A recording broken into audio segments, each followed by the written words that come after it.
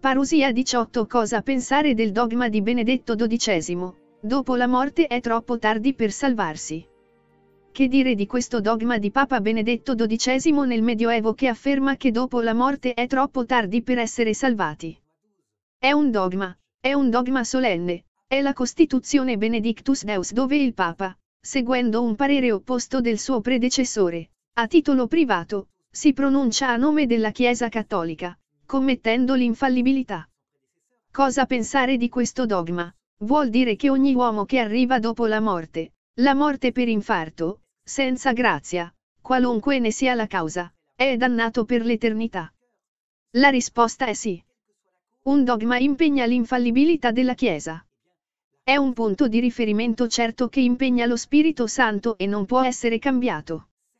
L'intero problema ora è che spetta ai teologi pensare attraverso il dogma con precisione.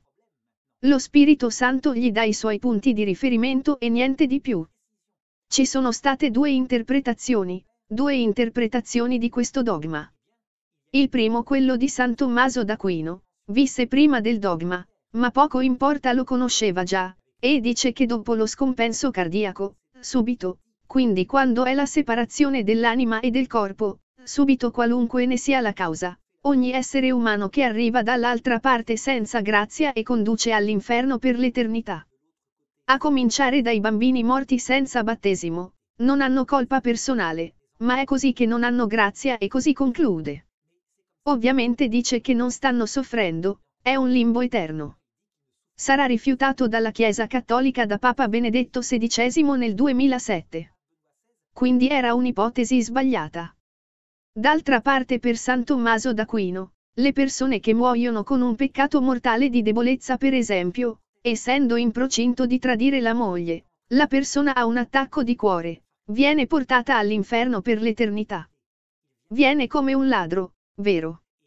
E ovviamente c'era la questione dei pagani, quelli che non possono avere la carità, perché non conoscono nemmeno Cristo, quindi come amarlo se non lo sappiamo? Là, San Tommaso d'Aquino esita, e un piccolissimo passaggio di 3 versi in De Veritate dove dice, forse Dio potrebbe, nell'ora della morte, dare loro un'apparizione, come fece per Cornelio negli Atti degli Apostoli. Di fronte a San Tommaso d'Aquino c'era un'altra santa, chiamata Santa Faustina, vissuta nel XX secolo, morta negli anni 30 e che diceva così, lo vede con i suoi occhi, vede che appare Cristo, una grande luce appare al morendo, direi nel brano che è la morte. E lì, molti prima di quella luce, quando non lo conosceva nemmeno, si convertirono. Ma lei ha detto, orrore. A volte c'è chi di fronte a questa luce, in tutta lucidità, autocontrollo, la rifiuta e si danna per l'eternità. Questa idea di un'illuminazione finale, nell'ora della morte, sarà così sospetta al cardinale Ottaviani, quindi al tempo di Papa Giovanni XIII, che verrà messa nella lista nera per un certo tempo, prima di essere rilasciata dall'indice, e canonizzata da Papa San Giovanni Paolo II. Infatti, la sua ipotesi è cattolica, non si oppone al dogma di Papa Benedetto XII. La risposta è no. Semplicemente, prende la parola morte come è usata nella Bibbia, la morte è un passaggio che dura un certo tempo. Martha Robin aggiungerà addirittura che può durare diversi giorni, mentre all'esterno tutto sembra finito. Allora potremmo dire a noi stessi, ma la parola morte, con quale diritto la può interpretare in un altro senso che non quello di scompenso cardiaco? Semplicemente perché la Chiesa non ha mai definito la parola morte nel dogma di Papa Benedetto XII, e quindi spetta ai teologi scoprirlo. Tuttavia, se la morte è un passaggio in cui appare Cristo, allora tutto diventa semplice.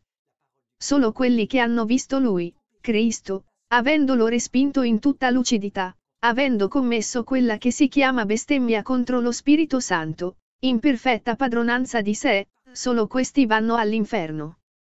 Poi viene la parola di Cristo che ha detto chiaramente, ogni peccato, ogni bestemmia sarà perdonata, anche la bestemmia contro il Figlio, tranne la bestemmia contro lo Spirito Santo.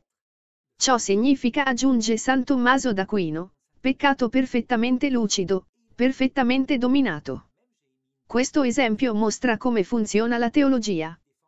Ci sono punti di riferimento per la Chiesa a cui i teologi devono pensare in totale armonia di fede.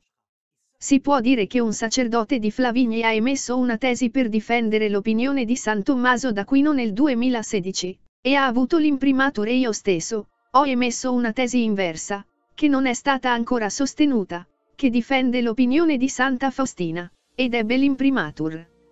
Cosa accadrà alla fine, e la Chiesa lo deciderà, e solo la Chiesa ha il carisma dell'infallibilità nella persona dei papi.